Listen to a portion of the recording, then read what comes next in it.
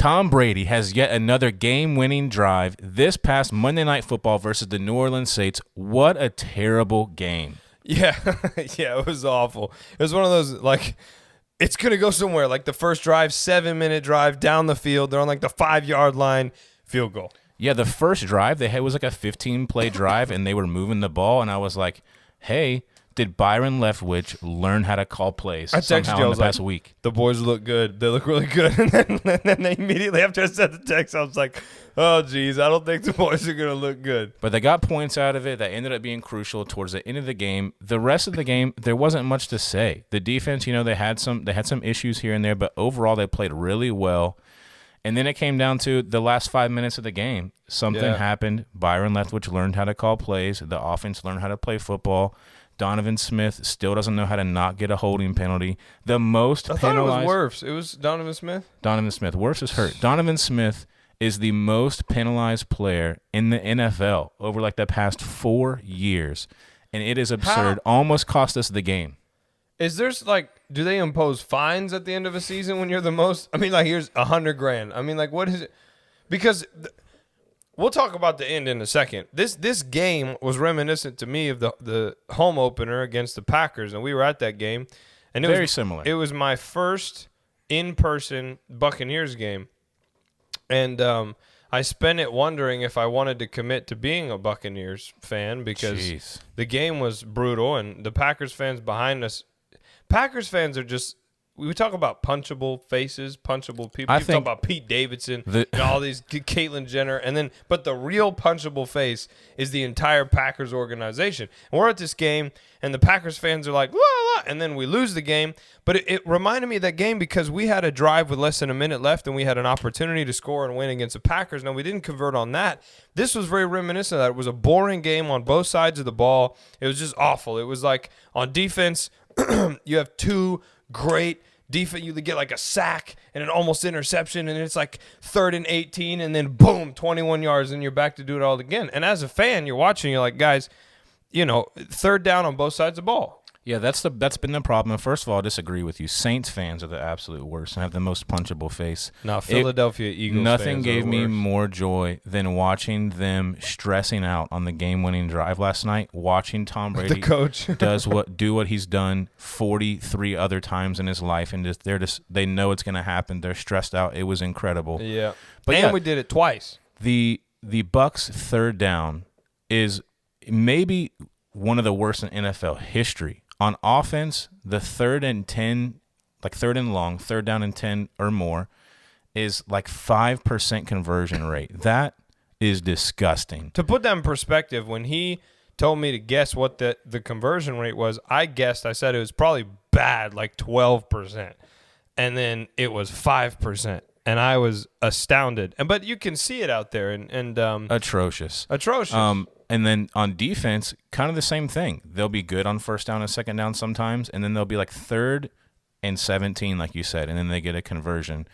On Monday Night Football, they played this clip that's on the screen right now, and they showed a garbage truck with the NFC South logo on it, and then showed all 4 quarterbacks of the NFC South pointing at each other like the Spider-Man meme and just being like, we're all terrible. Who's going to make it? And that might be the Bucs story this year, and that's great if that's what happens. When the score was 16-3, they drive down the field. Obviously, Mike Evans probably would have caught that touchdown pass anyways, but there was pass interference. Then they had the ball on the 1-yard line, passing touchdown to Cade Otton on the right side. It was beautiful. And then the game-winning drive. We were sitting right here watching on this TV, and I wasn't stressed out one bit. I was chill, and I was like, even though we've been terrible on offense, it's just something about Brady in those situations. He just does it. No matter what's been going on all game, it's like he turns it on, different story. Let's go and do this thing. And then because of Donovan Smith and the freaking holding call, then we had to do it twice. Which we proved. You talk about being goated. When you could do it once, and then you got to move back, and then you could do it again to Rachaad White. Now, I wanted to put a pin when you started talking about Cade Otton. I wanted to make this point. We talked about Cade Otton in our Meet the Boys segment. Maybe he could put a link here and you can see it. We talked about how Cade Otton was a player with huge potential. Well, then when Kyle Rudolph got injured and then Cameron Brate got injured, he had an opportunity to really show himself strong on this Buccaneers team on their behalf, and he really did. He had some great games, and yesterday his performance was fantastic. And I just wanted to point that out because as a young player, as a part of the Bucs, he's overperforming, I think, based on the expectation, and we just have to highlight that performance there. Same thing you see from Rachaad White.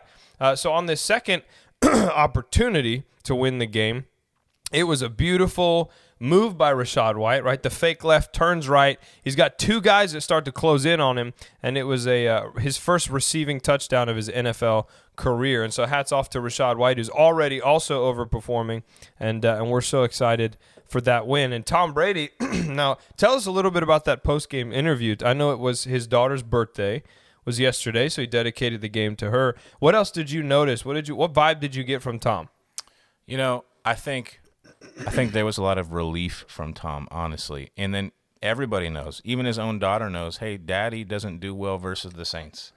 Something about it when he's in a Bucs uniform. It's because they come marching in. They've had it. They've had his number. I think going into this game, it was something like 0 touchdown passes and 7 picks was the stat that they showed on Monday Night Football. in 4 years or something. That's insane. Yeah. So the fact that he was able to maybe get that monkey off his back, figure it out, even though it may have been the detriment of the Saints offense not being able to convert, hey, you take what you can get, and a win's a win. That's a dub. That's a dub. And, you know, I think his post-game interview off the field in the presser where he just said, hey, just as we drew it up, that's like, hey, we won, and now we're going to move on, and we got to figure out how to fix some of these things. The biggest question to me, and I've said this like 12 times today in life to you, is why can't Byron Leftwich call plays like he did on the last 2 drives? Yeah. Why is he the most predictable human being on earth when it comes to calling plays the whole first part of the game, but then the last 5 minutes, it was great? I don't understand that. I don't understand why he decides to stick to the game plan instead of maybe adapting to the situation, but that's something that needs to change if they want to have any chance of getting past, you know, maybe the first round of the playoffs, because the Bucs are going to win the division. Yeah, fact. You're going to win the division. Now we have a 2-game lead on Atlanta as they're 5-8 and we're 6-6, and so it's looking good for the Bucs as far as the division. What I was going to say is, you know, it sucks because Brady does perform so well in those situations, but if Leftwich would call a better game for 3.5 quarters, Brady wouldn't have to be in those situations. Right now, everyone's saying Tom Brady's the GOAT. Yeah, but when your team sucks so bad that they put you in a situation where he's got to have the second greatest fourth-quarter comeback in his NFL career of 23 years as a 7-time Super Bowl champion, the greatest football player to ever play, it's not a compliment for Bucs fans. It's not a compliment to Coach Todd. It's not a compliment to the team. It's a compliment to Brady. But the Buccaneers is more than Tom Brady. And the problem is, if you look back through this season, a lot of our victories you can attach directly to Tom Brady. And that's going to be a problem moving forward, especially in the playoffs, because you're going to get involved with teams that have a whole lot more to offer than come back by 10 in the fourth quarter. And one of the teams in this season we got to play against that was a little like that was the Chiefs. We put up big points against the Chiefs. You're going to go against, you know, in the playoffs, teams like that have a more aggressive defense. They're putting up 41 points. Our defense has to figure some things out. Our defense has done, you know, a surprising job with how little points the offense has scored. The fact that we've been close in a bunch of games while not scoring points. The Bucs have only scored more than 23 points in one game, and it was in that loss versus the Chiefs. Crazy. They can't put points on the board. They have to figure that out if they want things to change. Last thing before we get out of here, did you see the thing where it was like the win probability? I did. And it was like the third least likely ever situation to happen. It was like 98.1% chance that the Saints were going to win with 5 minutes left in the game. Yeah, it was, and I think they said it was one of the most dramatic changes in win percentage that they've ever seen. Crazy. And that's interesting because I don't know, him and I both, like, you see Brady with less than a minute left on a drive to win, it's like, well, he's going to win. It's just like that. You just develop. It's like if Michael Jordan had the ball or Kobe Bryant had the ball and it's like it's that Mamba 30 mentality. seconds left. It's like, well, that's the game because the right guy has the ball. Brady's that guy. But anyway, this was our in review. This is us responding. You should have seen us last night. I was so hyped. He was confident. I was also confident, but I still get lit when something goes right because I love Tom Brady. What are we gonna do when he's gone? Nobody knows, but hopefully we can sign him to a 10-year extension. But the point is, we have a lot of great content coming out regarding to the Buccaneers. We're going to San Francisco to play the 49ers next week. And a little concerned, Tom said in his post-game interview they have one of the best defenses in the league. And so that's going to be a fun game. We'll do a video about that later in the week. Please like and subscribe. Share this video and our channel with as many people as you can. We're creating something in Tampa Bay. Those of you who are subscribed or those of you watching understand that Tampa, it is a great sports city, but we're trying to help create a sports culture. And that's something, you go to the great cities in America, New York and Boston and Chicago, and they have an entire culture surrounding their sports teams. And it's something that families grow up in and people become a part of. And we're trying to bring that as well to Tampa Bay. So please subscribe and like and share these videos. And as always, we will see you next time on the Boat Parade. You know you can look me in the eye. It's all because of Jesus. He the reason I'm alive. I live by faith, by grace. You know that I ain't gotta strive. They told me tone it down.